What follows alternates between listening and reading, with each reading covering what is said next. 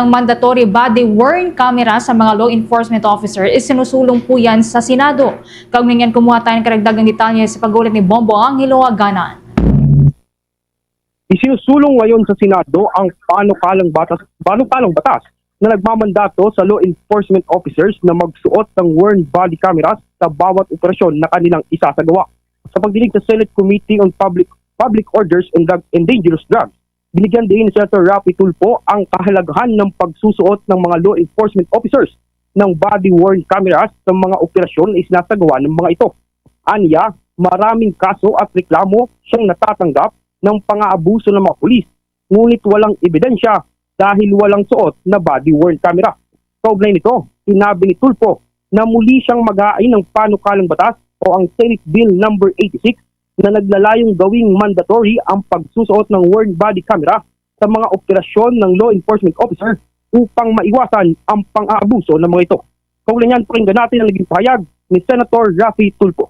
Senate Bill No. 86 with the same intention and hopefully this time maging ganap na pong batas itong panukalang ito. It's about time that all our law enforcers should wear body-worn camera at all times kapag sila po ay nasa field. There are cases that has reached my program where police officers conducted arrest with or without warrant that was not done properly and violated the rights of the accused and sometimes their families. Ang laban ng mga police, Mr. Chair, tulad sabi ko, pag sinabi sumunod ka presinto, pagdating ng presinto, hindi ka nalalabas kasi sasabihin ng police,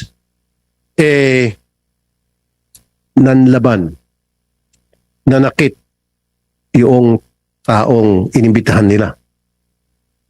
Nabaliktad. So with the body-worn camera, may iwasan na po natin ang lahat na ito. Samantala, sinuportahan naman ng Philippine National Police ang isinusulong na mandato sa pagsusuot ng worn body cameras. Sa parehong pagdinig sa Senado, sinabi ni PNP Information and Communication Technology Management Director, Police Brigadier General Engelbert Soriano, na sumasang-ayon ang PNP sa pagsusuot ng body cameras sa kanilang operasyon maliban sa mga special operation at investigasyon kung saan maagang pagkakalantad ng mga recording device ay maaaring makompromiso ang mga nasabing operasyon. Ayon kay Soriano, mayroon ng 2,000 body cameras ang PNP na binili noong 2019 at may karagdagang mahigit 17,000 na binili naman noong 2025 na darating ngayong Mayo ngayong taon, kung saan ipamimigay ito sa lahat ng regional offices at national headquarters unit kabilang ang Criminal Investigation and Detection Group o CIDG at Police Drug Enforcement Group. Kaugnay niyan, pakinggan naman natin ang naging pahayag ni Police Brigadier General Engelbert Soriano. These measures reflect an important national conversation on transparency, accountability, and public trust principles that are fundamental to modern policing. The use of body-worn cameras may be set as a general rule for law enforcement operations, subject only to narrowly tailored exceptions for covert operations, such as buy-bust operations where advanced visibility of recording devices may compromise operational security and safety of our personnel, Your Honors.